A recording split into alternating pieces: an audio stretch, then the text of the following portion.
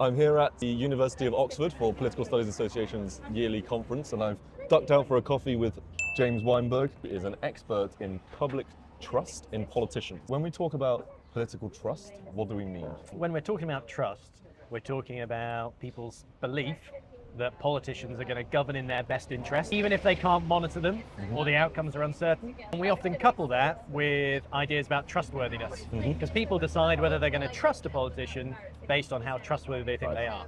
Specifically, whether they're competent, they're benevolent, and they have integrity. Anyone who's had one eye on the news realizes that trust isn't in a great place. No, it doesn't surprise me. And actually, the Edelman Trust Barometer, which takes place every year, recently declared a default state of distrust. And most academic research has pointed to this decline over time since the post-war period. We tend to think actually individuals will reach a certain baseline of trust when they're 18 to 24, and that remains relatively stable with some short-term fluctuations.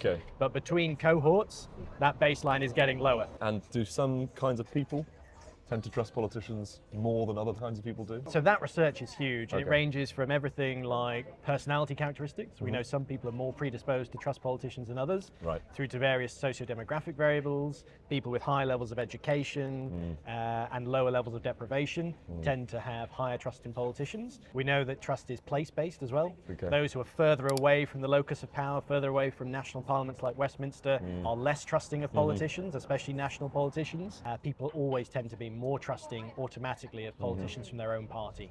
There are exceptions to that. So during COVID, we still saw Conservative voters downgrading their trust in the Conservative government. Why does this all matter, would you say? It really matters. Actually, if you have high levels of trust, research shows you're much more likely to turn out to vote and get involved in politics.